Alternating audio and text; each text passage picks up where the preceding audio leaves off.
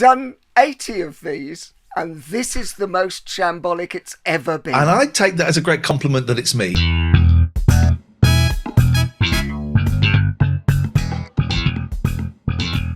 Welcome to the Humourology Podcast with me, Paul Boross, and my glittering lineup of guests from the worlds of business, sport and entertainment, who are here to share their wisdom and their use of humour with you. Humourology is the study of how humour can dramatically improve your business success and your life. Humourology puts the fun into business fundamentals, increases the value of your laughing stock, and puts a punchline back into your bottom line. Please remember to like, subscribe, and leave a review wherever you get your podcasts. I'm just going to relax into this because it's going to be fun. Embrace the chaos. The good thing is that whatever we don't want in it, David is an editor who has obviously, like we said, done films. Yeah. So he's going to make us look decent anyway. I always think, Paul, keep it all in. Who wants to look decent? I want to look human. So keep it all in. And by the way, you can ask me anything you want. Okay, there is nothing off limits today. So I'm just thrilled that you asked me to be on it. Can I tell you, because I went through the long list of names of people you've had, and the one, I mean, it's a very impressive list. The one that made me go, oh, I'm definitely doing this. You've had Clive Balon. I have, and I know Clive. I genuinely think, and I've said this, I don't know if I've said it to him, but this is not in any word of a lie. I genuinely think Clive is Britain's greatest radio broadcaster, without a shadow of a doubt. He is the best. He's been such an inspiration for me, and that's so sweet. He's just so good. And he can do any style. He can do the straight phone in, what's your favorite sweet? He can do the surreal, stupid stuff. He can do the heavy news stuff. The Sven from Swiss Cottage calls with Peter Cook. The Peter Cook, yeah. But honestly, I really think that at some point everyone will recognize Clive is the best. The best. No, well, I agree. I think he's absolutely superb, and also nothing phases him. You've been round to the studio with him. Yeah. He's just, we were doing something once, and somebody did that thing of ringing in and taking you way down the line. Yeah. Before they pulled the rug from under you, and he just didn't miss a beat, and he just went, well, he's da-da-da-da. So good, so good. I think it's always nice to say nice things to people, and actually, I mean, I'm really, really keen that we just have a nice chat. Yeah. But I honestly, I'm really interested in the fact that you are now going over to counselling, because obviously I do a lot of training and a lot of executive coaching now, and I came from that show business background and made that big leap. So it's just really interesting for me that you're doing that. A lot of people do it. A lot of people get either jaded or the showbiz is fashion. So some people have a career that lasts forever. Some people have 5, 10, 15, 20 years, and then they get, that no one wants to employ them anymore. And that's okay. I think there will be people knocking at your door because what you do is so unique that people will come back to you. But we can talk about this. Have we started yet? Are we in? No, I'll shut up. I'll shut up then. Let's go. I'll shut up. You go. We can have fun. So anyway, I'll do a thing. Welcome to the Humourology Podcast. Then I'm going to go. My guest on this edition is Iain Lee, but my outline will be Iain Lee. Welcome to the Humourology Podcast. Okay. My guest on this edition of the Humourology Podcast is a broadcaster and award-winning radio presenter. He's presented shows such as the 11 o'clock show, Rise, and Big Brother's Bit on the Psych. Whilst his work on BBC Radio, LBC and Talk Radio has earned him national renown as a captivating and comedic radio personality. In 2017, he appeared on I'm a Celebrity, Get Me Out of Here, where he went from a vote of no confidence from his fellow campmates all the way to the final, where he finished third. He has recently shifted his focus from his radio career into a life of counselling. His long list of credits on radio and TV is very impressive, but not as impressive as his newfound passion for mental health and helping others. Iain Lee, welcome to the Humourology Podcast. Stuart Lee, that's why he said Stuart. I think he did. Now I've got it. yeah. Okay. All right. I do apologise. I put you on much. I've been called so much worse, David, so please you don't need to apologise. Right. Fingers on lips. Iain Lee, welcome to the Humourology Podcast. Hello, Paul. It's nice to meet you. I'm giggling. The listener won't know this, but we've had 30 minutes of technical issues. That's why I've got. So I feel silly pretending that we've just met. We've been in each other's company for a while you've been fiddling with a computer. It's been nice to see, because I do the same thing. Well, yeah. Well, the truth is, dear listener, that we lost all the notes to everything we've done. So we're now just going to have a fun chat around things. Which I think is nice. Notes are great and all of that, but let's just talk and see what happens. Could be wonderful, or it could be a disaster. You're in for a ride, dear listener. I'll tell you that.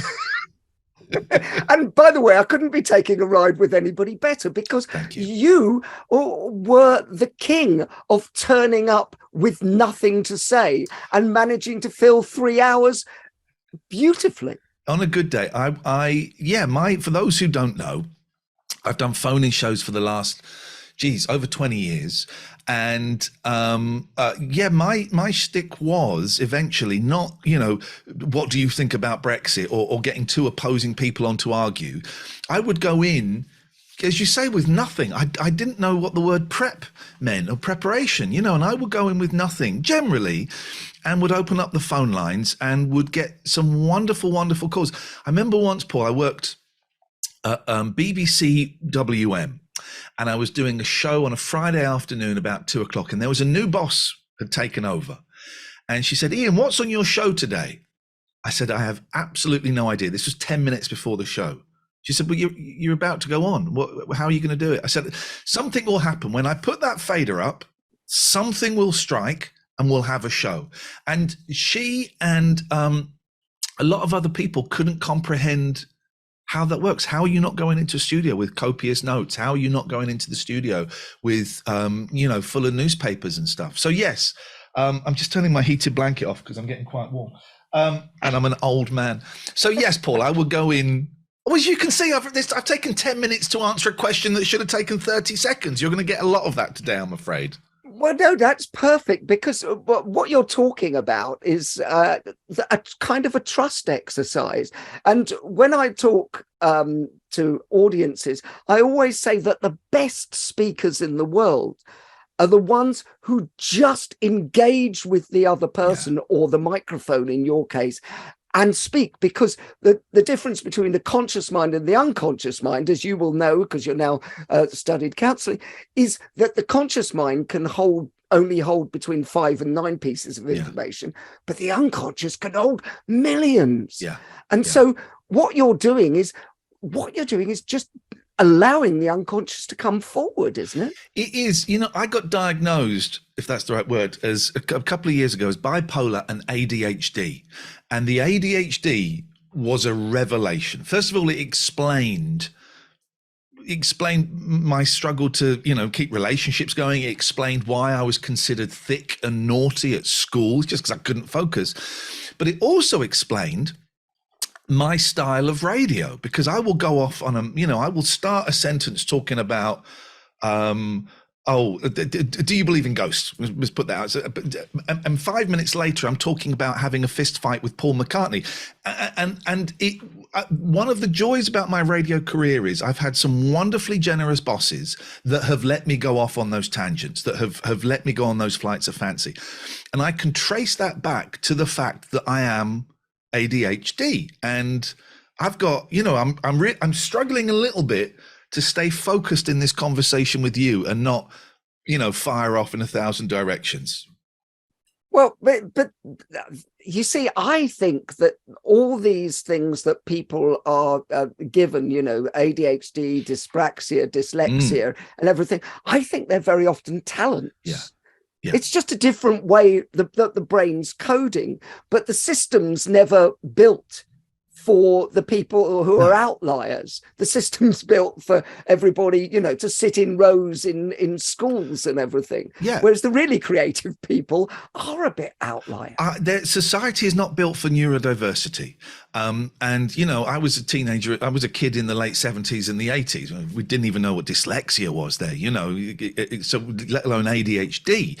But now, schools now are so much better at recognizing neurodiversity, ADHD. I've got a cat climbing on me, ignore her. Dyspraxia, dyslexia, all of these things. And quite often there is accommodation for those things. I didn't have that. School was really, really tough for me. Never mind. I'm where I am now. But yeah, for me, the ADHD is kind of a superpower. Now I know what it is. Now I know how to utilize it. Yeah, love it. Well, we talked about school. Let's go just back slightly. Yes. I know that you were brought up with two parents who got divorced quite early, as did mine. Yeah. And so that may, for psychologists out there, explain why we both have what your mate James O'Brien used to call the show-off gene. Yes. It may be about, having to get attention, but the Jesuits say, give me a child of 7 and I will give you the man. Yeah. Would that be true of you at 7 at school? When I look back on my school, I'm not very proud of it. Okay. From about 7 onwards, I was bullied. So the way I dealt with that was to also bully other people. My school record behavior is not something I'm particularly proud of. And it's something I'm addressing as I get older and making amends wherever it's possible. I'm in a 12-step recovery program. So there is an element of that. But it's that thing, Paul, that people don't often understand, right? I was really shy and insecure, and self-loathing is probably a little bit strong for 7, but I didn't like myself. So to compensate for that shyness, I would go extrovert and I would go loud. Now that sounds counterintuitive. Well, how can you do that if you're shy? But it's a coping mechanism that my brain created. You don't like yourself. You feel inadequate. You can't make eye contact with people. So just be really, really loud and outrageous. And that's kind of where that came from. There is a phrase, I don't know if you've heard it, that shyness, performance rather, is the shy person's revenge on the world. Oh, I've not heard that, but that's good. I like that. Yeah. That sometimes you have to get it out in different places. And it reminds me of that whole Billy Crystal thing where he said about Robin Williams that he needed those extra little hugs that he could only get from strangers. Yeah. Yeah. And I was like, God, that's so profound. Yeah. Isn't it? That, you can't find it. Because I think I've heard you talk about that you sometimes feel awkward in one-to-one or in rooms of people. Yeah. But radio, you feel comfortable in. I've stood on the stage of one of the coolest things I ever did was standing on the stage at the Royal Albert Hall and saying, ladies and gentlemen, please welcome The Who. And I got to introduce The Who, right? That's in front of 5,000 people, and there were people being idiots in there, and I could tell them to shut up. That's not a problem because I've got a microphone. But this is not a problem because it's performative, because I'm sat in front of a microphone. If we were sat in a coffee shop, Paul, just having a chat, I would struggle with that. I would feel very, very uncomfortable. I would be thinking, right, what is the earliest I can get out of this and not look rude? I'm getting better at it as I get older, but it is not a natural thing for me. And sitting in a radio studio, I can be in an office and there's people there and I can't look or talk to them. But as soon as I get into the studio and the fader goes on, boom, we're in performance mode. This is really, really easy. I know what to do with a microphone. I know how to get people excited or angry or upset or emotional or whatever, and to then persuade those people to call in. That was my trick. I didn't really like doing music radio the few times I did it. My favorite radio is 10 till 1 at night, because something magic happens around about 11:30 on radio. Something magic happens that you can't do on a breakfast show or a drive show. And I like people to call in and talk to me, because it takes something very special for someone at 12:15 in the morning or at night to think, I'm going to phone up this guy I've never spoken to on the radio and tell him about the time I nearly ran over Elton John. That's a real call. Or tell him I can't stop drinking, or whatever. That That for me is where the magic is. That to me is bizarre because obviously my background in sort of psychology and NLP, I'm always thinking like, why would somebody not be able to take that performative thing and use it in a coffee shop? It really feels like I missed the day at school where everyone was taught how to do small talk and how to interact with people. So I am learning to do it. A lot of it is faking it to make it, and I've kind of learned the script of small talk. Oh, I'm supposed to ask you what you do for a living and if you have family, and I'm supposed to nod and, and I think it is, for me, I think it's the ADHD side of me. And I work with a lot of people who are ADHD, and I think that is part of it. There will be people who aren't ADHD that still struggle with that. But for me, it's that thing of, I don't know what I'm supposed to say to you. And that's weird. And that for a long time kept me isolated. I wouldn't put myself in those positions where I might be in a conversation with someone that I don't know, because I don't know what to say. Here's another thing, Paul. I don't recognize faces and I never remember names. So I really, really struggle with faces, and it's down to my partner to go, someone will come and I'll say, someone's walking towards me. Do I know them? Yes, you work with them. Okay, hey. And she will remember their name. And I struggle with faces. There's a word for it. I can never remember what the word is. Matt Lucas has it as well. So I did it once with one of my kids.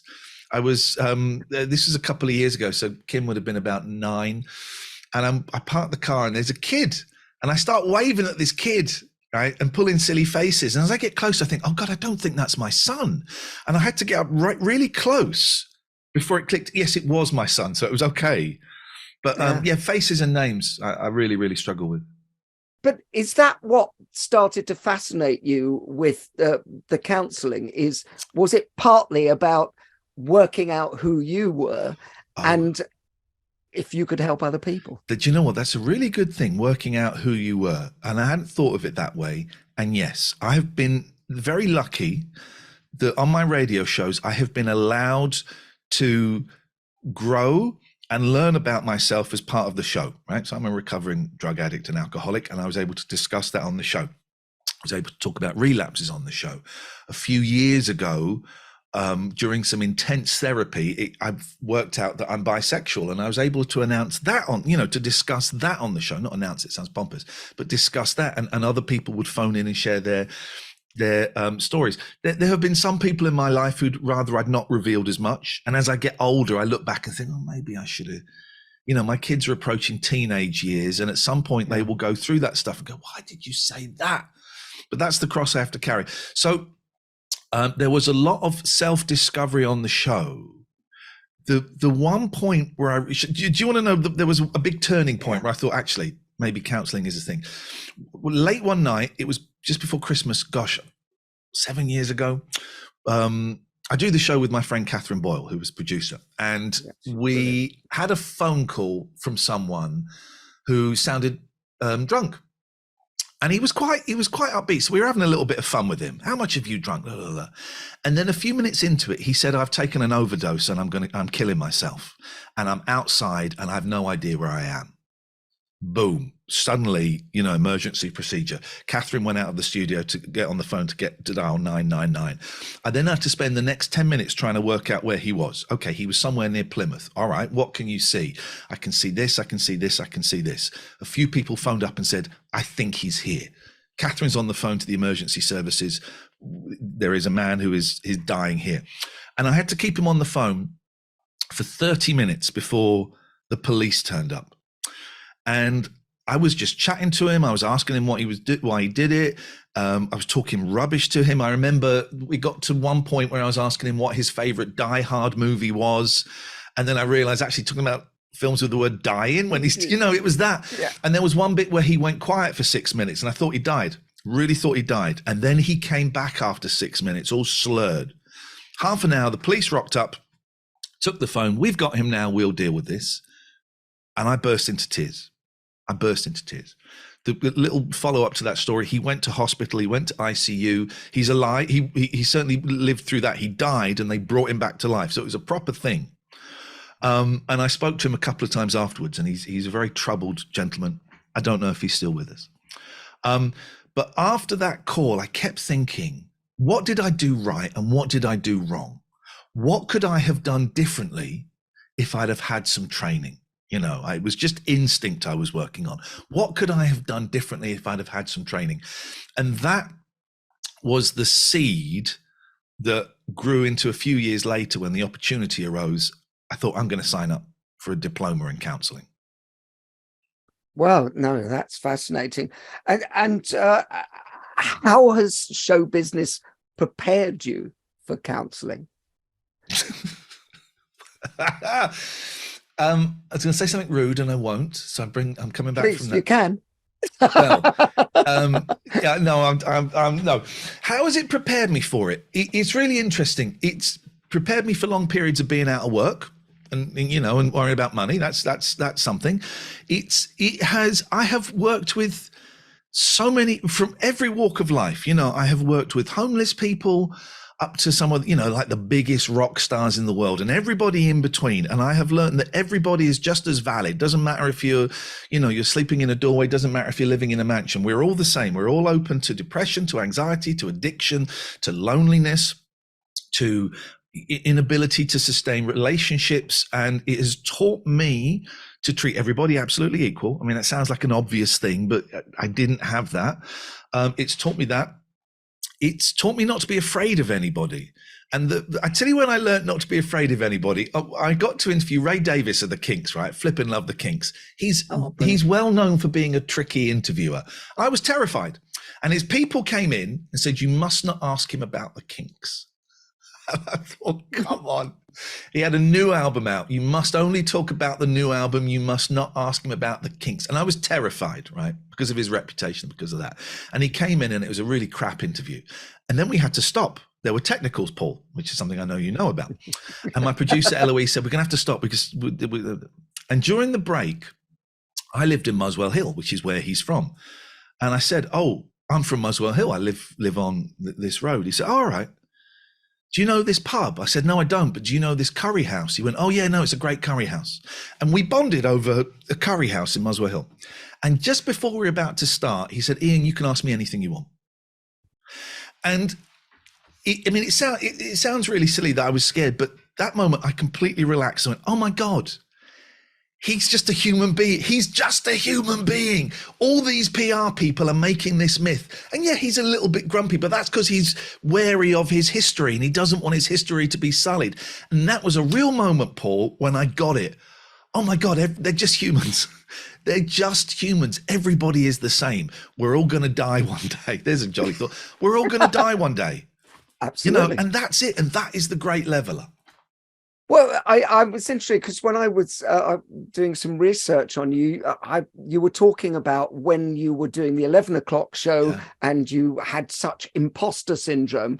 And I think you've just explained what I thought when I was hearing you say that, which was we've all got imposter syndrome. And well, actually, no, probably the only people who haven't got imposter syndrome are psychopaths. I would agree. Yeah. Yeah. And so once you realize that, everybody is the same. And the great thing about what you and I have done, which kind of, I think, answers the question, is we've met the highest people in inverted commas in the land and the lowest. And we treat those two imposters the same, don't we? Yeah. I'm in 12-step recovery, and I went to a men's retreat. And it was like, oh my God, I've got to spend the whole day with a group of 50 men. This is awful. I cannot do this. And I said to a friend, I said, I'm terrified. He said, Iain, look around at everyone here.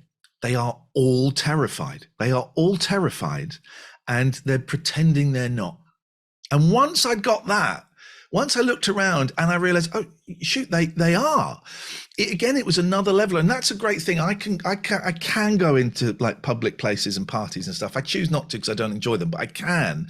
And I can look around and I can see that a lot of people are scared. And a lot of people don't quite know what they're doing. Humans are fascinating, Paul. You know, we're all so vulnerable. We're all so fragile. And there'll be some people that style it out. You're right. I think psychopaths are slightly different in that respect. And some neurodiversity is also slightly different. It takes away some of the fear. But you know, the thing I've got from counseling, I say again, is that we are all going to die. And at some point we all worry about that, and we all consider that, and we all think, well, what will my death look like? What will my legacy be? I don't want to die. What can I do to stretch this game out even longer? And there's not a lot we can do. Maybe eat well, exercise, don't smoke. That might buy you a couple of years, but you know, you might get hit by the bus on the way to the grocery. There's no guarantee. Gosh, that's a little bit morbid. We're all going to die, Paul. Welcome to the podcast. This is the Humourology Podcast, ladies and gentlemen.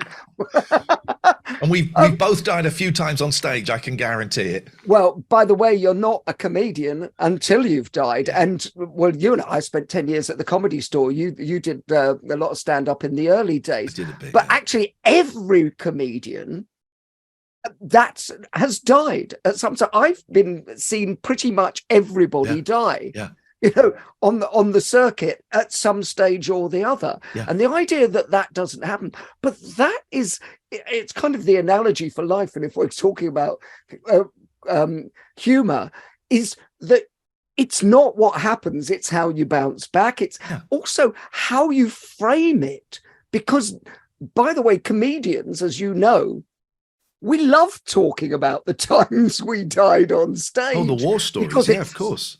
The war story, yeah. Go on, sorry. No, but I was just going to say that in the sense of why the whole Humourology project is about how can we use humor to make our lives better. And that comedians and people with funny minds are reframing constantly, aren't they? Great stand-ups. I was never a great stand-up. I did it as a means to an end. I couldn't get any acting work, so I thought, well, let's do some stand-up. And as soon as I got the 11 o'clock show, I stopped doing the stand-up because I was not great. I'd have good nights, but I was not great. Material wasn't very good. But comedians are great because they, you know, I've been roaring with laughter with comedians joking about illness, disease, and death, you know.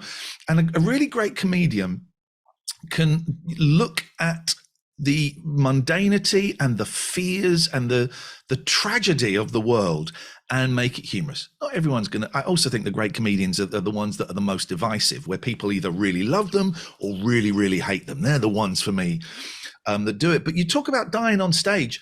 It took me a long time to embrace failure. I learn more from failure than I do from success. You know, if I'm just having good radio shows all the time, I'm not pushing myself. I'm not learning anything. I could go in, always go in the radio and do something really safe. Let's do a phone in about old sweets or whatever. Really, really safe. But I would go in and I would push it. I would try things. And if they didn't work, I would be able to go home and go, right, what didn't work there? What was wrong with that? What if I tinkered with it a little bit and did it slightly differently? But we don't like failure. There's a great book by Brené Brown. I don't know if you're aware of Brené Brown. She wrote a brilliant book called Daring Greatly. And it's about having the confidence to step out of your comfort zone, go and stand in the middle of the arena, get dirt on your face and try stuff. Partly because it might be really successful and work. Also, Paul, you really feel alive when you're out of your comfort zone. You really feel alive. And I'm a big fan of trying stuff and it may not work. Well, yeah. I mean, I love the whole thing about, which is very important for everyone. If you want to grow, you have to be prepared to fail. Yeah. I always say, if you're going to fail funny. And what I mean by that is you kind of have to reframe it and go, one of the things about human beings I find is nobody really likes you telling them the stories of how you were brilliant. Let me tell you a story about when I was really successful and I did this. It humanizes you. Yeah. And I don't know about you with your mates and everything, but they love a story about when you died on your ass. Yeah. Yeah. Or you tried to get off with that girl or boy or whatever, and it didn't work. that to them is great. What's that? There's an old Chinese proverb, there's nothing funnier than your neighbor falling off a roof, and it is, we like that. It's that I was thinking the other day, the cruelest people in television are the producer and the cameraman that when it's been snowing and it's really icy, set up their camera at the end of the street because they know people are going to fall over. And we see it every year, you see it on news.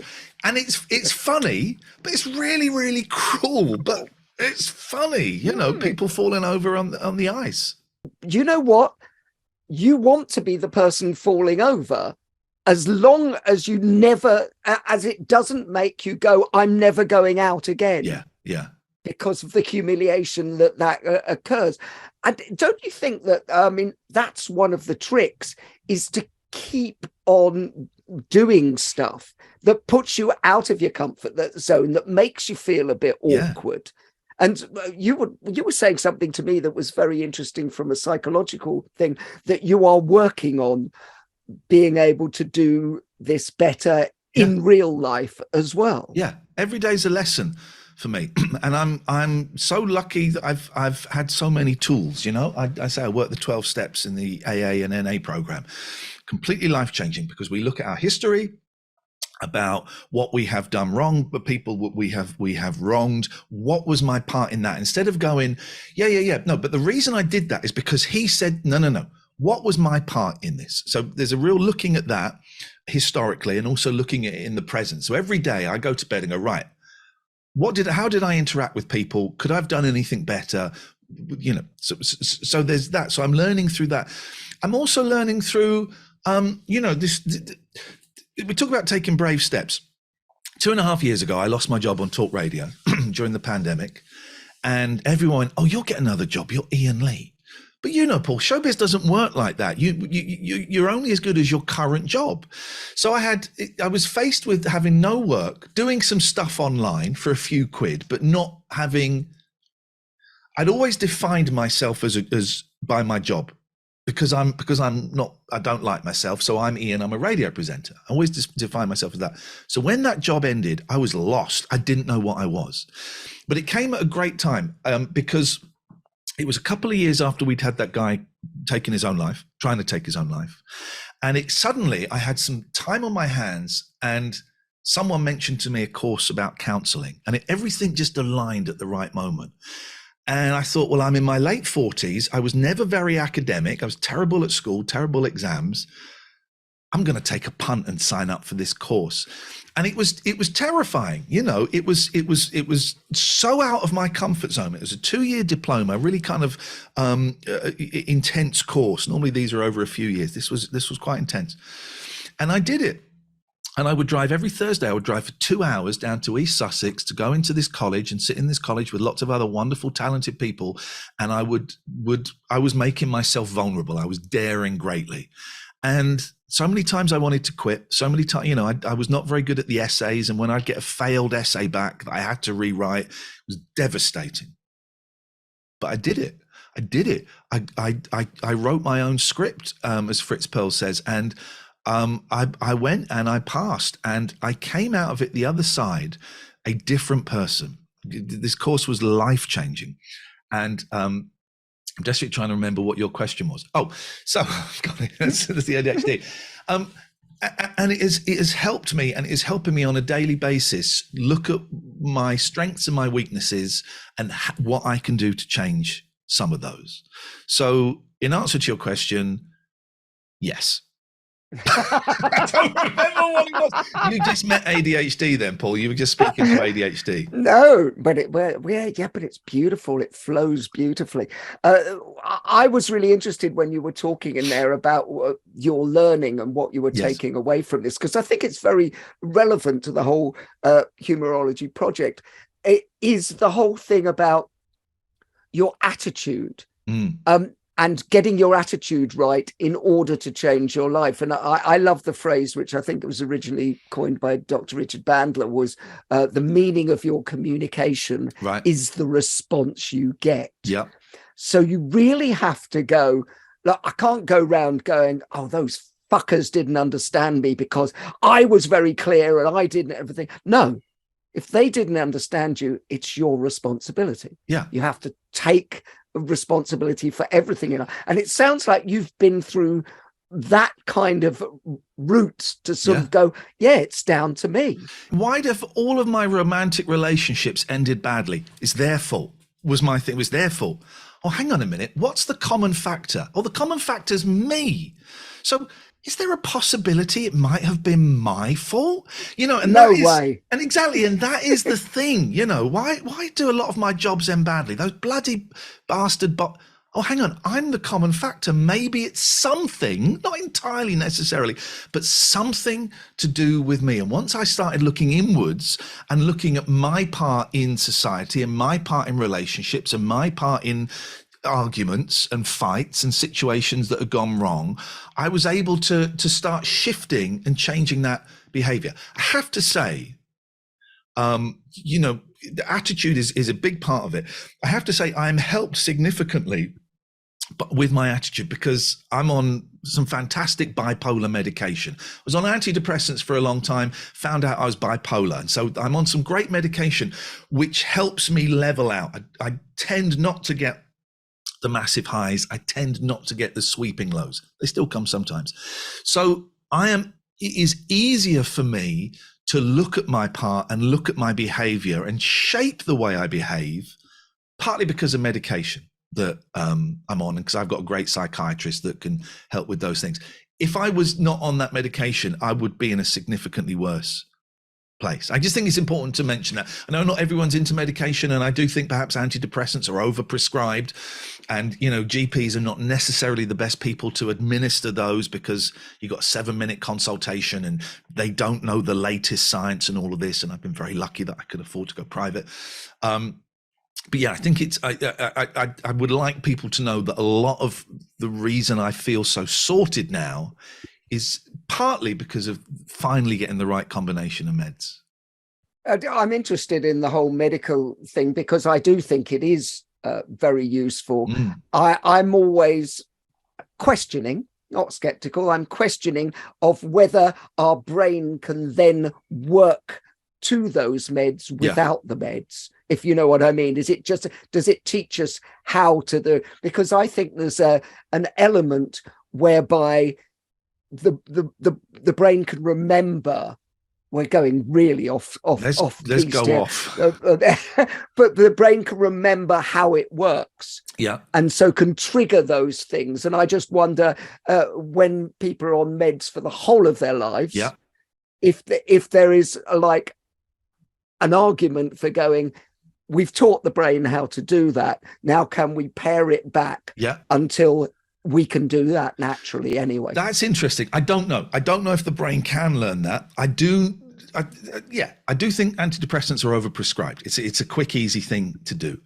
So I think there's too many of those. I do think that sometimes people do only need antidepressants for a short time, a few months, maybe a year, to help them overcome something. And I would suggest that short period of antidepressants coupled with talking therapy, I think those two, I think if you just, I do think, I would highly recommend if people are on antidepressants to also engage in talking therapy. So there is some kind of rewiring of the neural system going on. I do think I have accepted that I'm going to be on these bipolar meds for the rest of my life. Bipolar is slightly different to depression, but I've accepted I'm going to be on these meds for the rest of my life because when I come off them, I'm fucked. You know, I get those swings, I get suicidal, I get, you know, I start buying expensive cars, whatever, I swing up and down.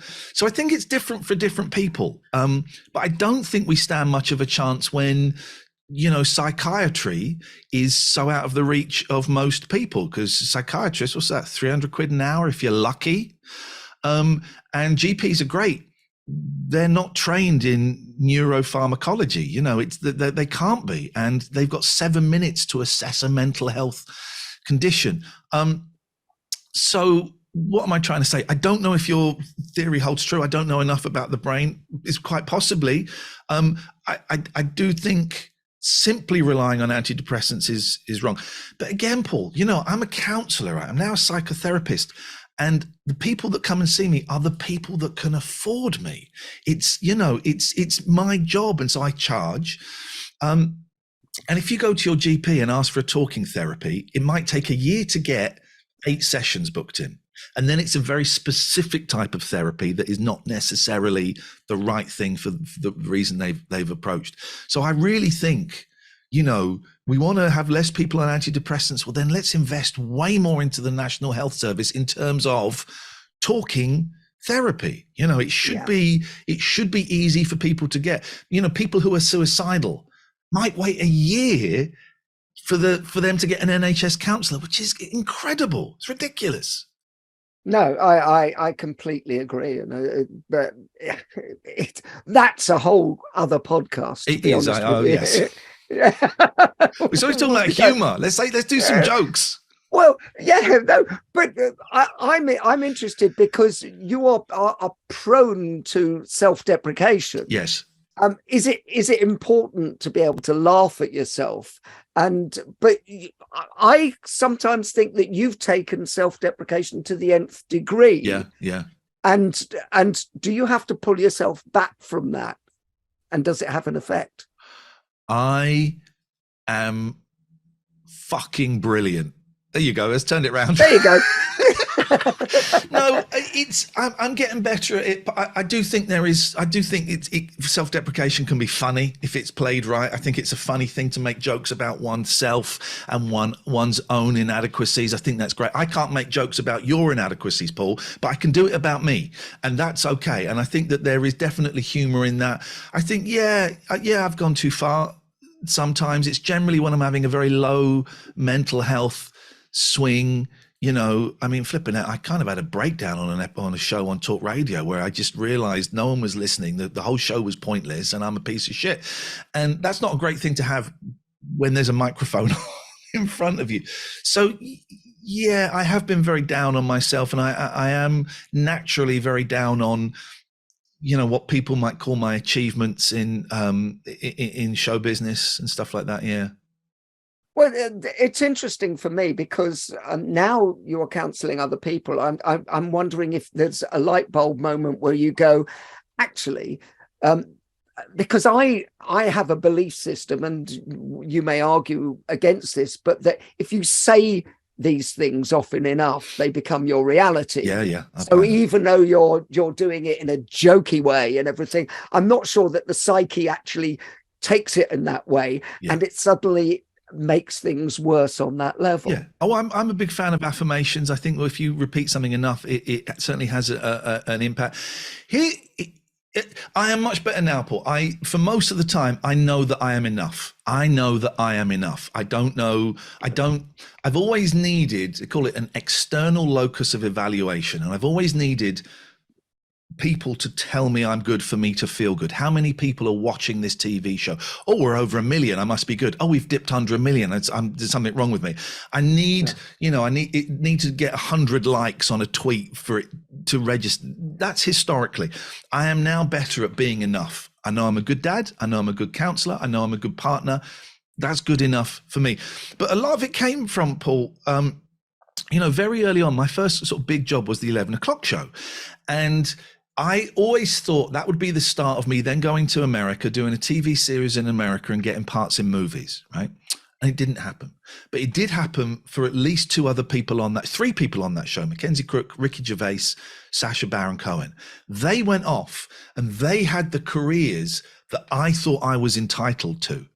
And as I saw them get bigger and my career kind of slowly working backwards, it confirmed to me that I was useless. It confirmed to me that I was no good. It confirmed to me that I had been right all along, and I am a piece of shit. And it took a long time for me to get out of that and to realize that's their journey, and the very best of luck to them. They're having a great time. Congratulations. That's not my journey. My journey is something different, and I just have to go along with it. But for a long time, there was a lot of resentment around their success. And how did that manifest itself? Was it anger? Was it cocaine? Sort of cocaine. Oh, really? It was, cocaine. It wasn't the only reason. It wasn't the only reason I became a drug addict. There were many other reasons, stuff in childhood, all that kind of stuff. But it was cocaine, and and I think cocaine is such a horrible drug, and I think cocaine addicts, it is turning their anger at the world in on themselves. I was taking cocaine because I hated myself, and it's a very hateful drug. So yeah, and I kind of fucked up my career because of that anger and because of that drug abuse. I became unreliable. I became argumentative. You've met people, Paul, who've been on that. It's a horrible, horrible, horrible drug. No one has ever become a better person because they've done a bump of coke. It just doesn't happen. And I pretty much ruined my career through that addiction, part of which was inspired by the resentment of my peers who had become more successful than me. And so that added to your self-loathing and your low self-esteem. Yeah. And I'm interested in what got you out of that. Was humor part of did you see the ridiculousness of it, or the funny side of it? Boy, oh boy, I do now. Boy, oh boy, I look back on some of that. You go into a 12-step meeting, and the thing that strikes people is the laughter. And you think, well, you can't, why do these alkies laugh? Why are they laughing? What's funny? And it is sharing what we call war stories. And yeah, I look back on it now, and a lot of it was really tragic and really sad. A lot of it was funny, some of the stuff we do to get drugs and the constantly losing them, where I've hidden them and I cannot remember where I've hidden. Yeah, I look back and a lot of it was funny. And I can say that because I survived and I'm clean and sober now, but a lot of it is funny, and you're absolutely right. What's the point in getting sober? What is the point in living if you can't have a laugh at stuff? And if we can't have a laugh ourselves, and as long as my behavior is improving, I can laugh at what I did when I was a kid. I can laugh at what I did when I was high. Humor is a huge part. I don't get people who don't laugh. I don't get it. Something's missing. So do you think that period after the 11 o'clock show, where you were looking at Sacha Baron Cohen and Ricky Gervais and Mackenzie Crook, you lost your sense of humor in one sense, and cocaine replaced it? Internal sense of humor, maybe. Cocaine knocks any sense of humor out of the park. Yeah, I'd lost my sense of humor. I was taking everything way too seriously. I was taking myself way too seriously. And I look back and think, oh God, why didn't I just relax? Well, why? What a waste of time, what a waste of money, what a waste of all these fun things. But I do remember working with Ricky on the 11 o'clock show, and we got quite close, and he was almost going to be the co-presenter with me, but then they got the brilliant Daisy Donovan, and there was a real debate before he came on the show. Do we want him on the show? Channel 4 didn't want him, and the 11 o'clock show office, I remember we all went into the producer's room to watch a video going, right, is this funny? And half of us went, this is the greatest thing we've ever seen, and the other half went, it's shit. And he almost didn't get on that show. And I'm so glad he did. I have never laughed as hard. It's not quite true, but my kind of presenting partner now, Catherine Boyle, makes me laugh a lot. But up until that point, I had never laughed as hard as I had sat next to Ricky Gervais. Even just this will mean nothing, but we're in my dressing room once, and there was a Venetian blind, and he just was waving it, and he just started going, ooh, snaky lady, right? Absolute nonsense, means nothing. I was pissing myself at ooh, snaky lady. Honestly, I have never, he made me laugh so hard. He's one of those people, I've not really followed his career recently, but he's one of those people who's just funny bones is what they call it. And you would just sit in a room with him and you could not breathe. You'd be begging him to stop so that you could catch your breath. Wonderful. With your psychology hat on, why do we love people so much who make us laugh? Because it makes us feel good. I guess it makes us feel good. It makes us feel part of a community, perhaps. I probably had a bit of a man crush on Ricky. I probably wanted to be him, so I kind of had a bit of a man crush. The chemical stuff for laughter, endorphins and all of that stuff, that's always good. Life can be really shit, right? And it's nice to be taken out of that. I've got the heating off because I don't want the heating bills on. I don't want the heating bills. I put the heating on when the kids come and stay, and that's the true situation of where I am. If I think about that the whole time, I'm going to go crazy. So if there is something to take me out of that, if there is, something that can make us laugh. That's great. And I do look back on that. You know, Gervais plays arenas now. He plays 20,000 people a night. I had him in my dressing room, you know, on my own. I had that on my own for hours and hours and hours. And that is something I will always treasure. And also, you know, Sasha, the Ali G, we kind of forget now what a phenomenon Ali G was. It was huge. It was the biggest comedy thing for a couple of years in this country. And then, of course, it went to the States. And while I didn't have that much to do with him, I was in the studio with 500 audience members when the Ali G films were being played out. And being in a room of 500 people, all laughing, you know, to the point of it hurting. It's great. There is something lovely about being in a communal environment where everybody is laughing. It's joyous. It's joyous. It's a step closer to God, I think, you know, laughing. I think it takes us somewhere like that. I would call it state change.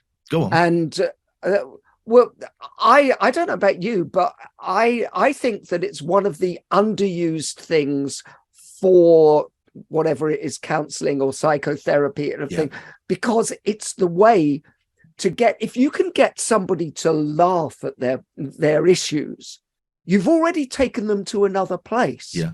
They're already having to look at it from the comedian's angle. Yeah. What's funny about that? Yeah. And so suddenly their state has changed. And then you can stick some learning in.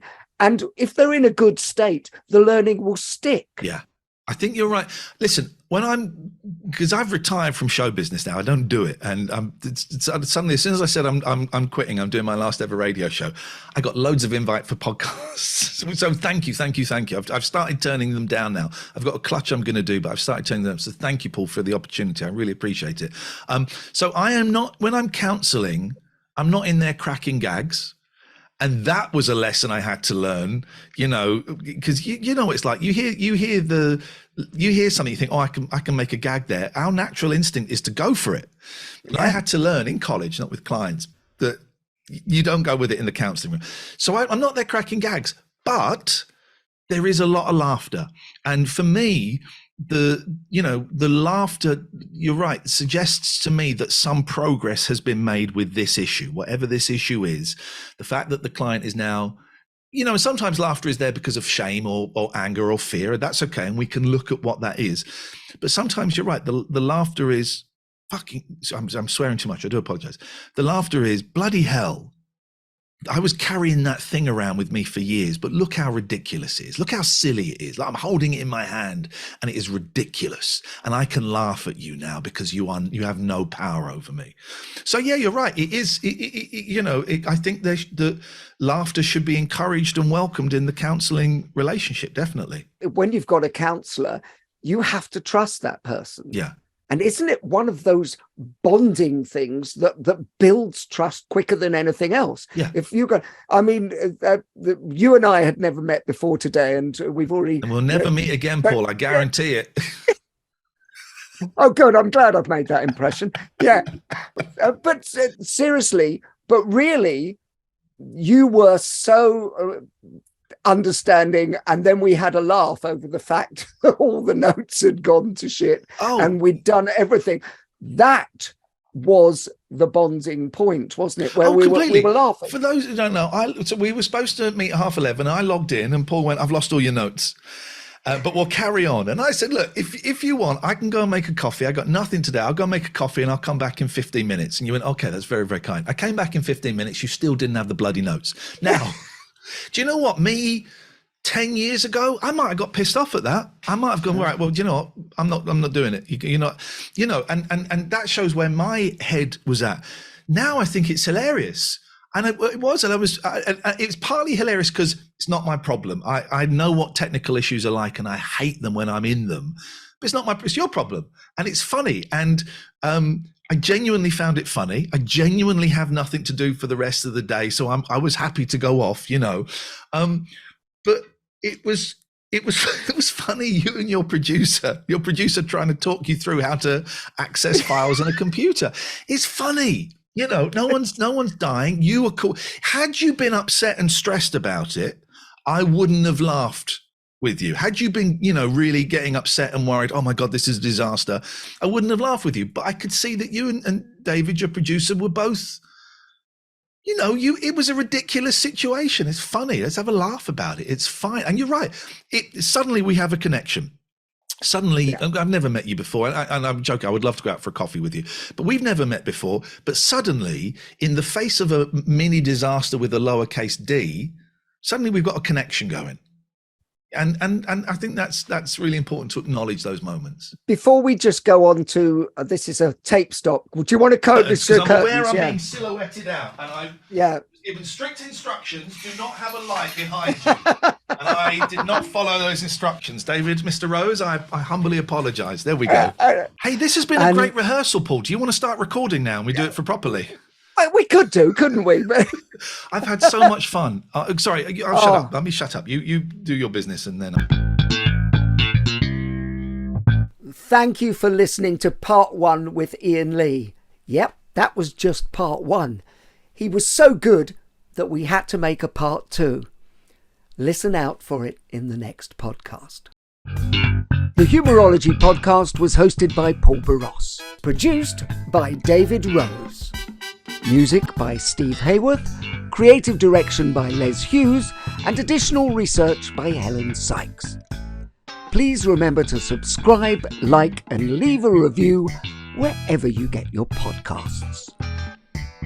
This has been a Big Sky production.